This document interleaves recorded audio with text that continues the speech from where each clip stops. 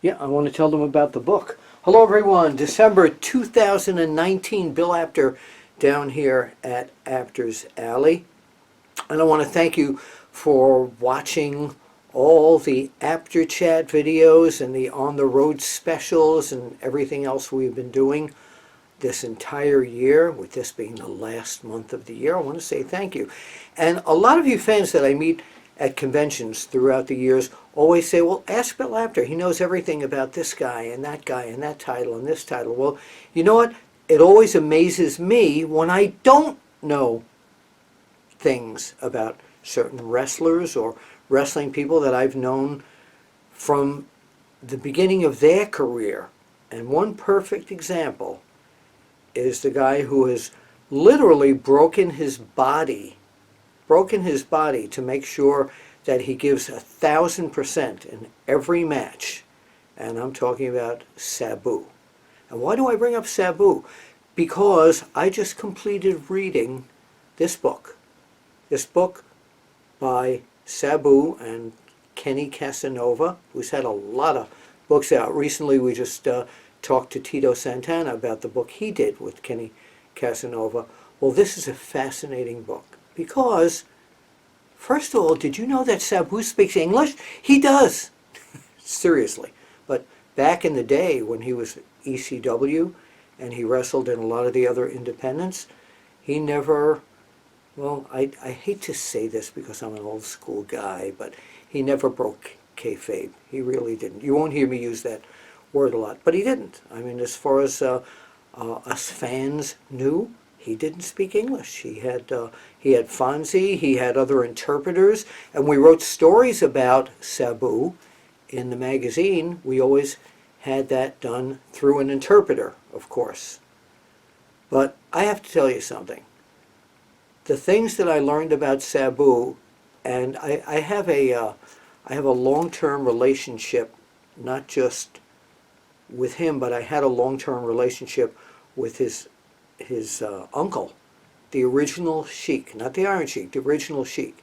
I knew the Sheik, wow, back from the early 70s when I started my career, when I met him, but I knew him when I started watching wrestling back in the 60s, yeah. And he was one of the most, he never broke kayfabe either. But anyway, he taught Sabu so much of how to be successful in the business at the beginning. And then Sabu went out and started learning from a lot of other people, and he became eventually the Sabu that you and I know so well.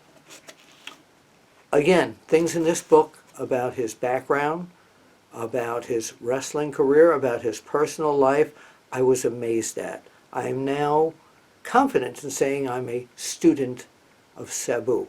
And you too can be a student of Sabu by picking up this book. You can go to Kenny Casanova on Facebook or on the web and find this book. You can go to Sabu's website and find this book. It's an incredible read. Now, a lot of you people, I know you're guilty, did not see the interview that I did with him, I believe it was earlier this year, at a convention in New Jersey on the day of WrestleMania at the Meadowlands. So right now what I want to do is have you watch that video, and after you watch it, you'll appreciate a lot of the things that Sabu said, and his the lady who is always with him, translator as well, of course, Jeannie. And you got to get the book after you watch it. All right. So right now, let's go back to my interview with Sabu and Jeannie at the Meadowlands, and I'll see you at the matches. Get the book. It's a fabulous read. Clear up the mystery of Sabu.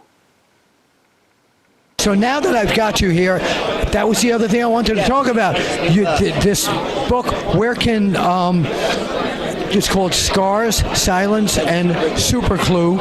And Kenny Casanova, a good friend of mine, wrote this book. Tell us about why now in your career, why this book? I don't know. It just felt right. I don't know. Well, Kenny kind of approached him and thought it would be a good story, and of course it is. He's very modest, so he doesn't talk about himself very much. So it took 2 years to finish the book. Well, you know, some people just don't want to talk about their careers. It bores them, and he's just too humble to be into it. So, but definitely to anybody else, his life is crazily exciting. Nobody can comprehend it. It's just... You know what you didn't know, and it's probably not in the book, that he came to the office when I worked for Pro Wrestling Illustrated, and he and RVD beat me up. I think he told me about that. So yeah, I do have the office belt here today, but No. I'm wearing my good clothes. So I'm retired from the office. No, you retired from the office now. So one of the things that not many people talk to you about, and he was a good friend of mine and helped my career, was your uncle, the Sheik. Right on. Tell us what you remember best about the training that Sheik gave you and what he was like. What really got me the best was he'd tell me to do something early on, and it wouldn't make sense to me. And then 3 or 4 years later, it would.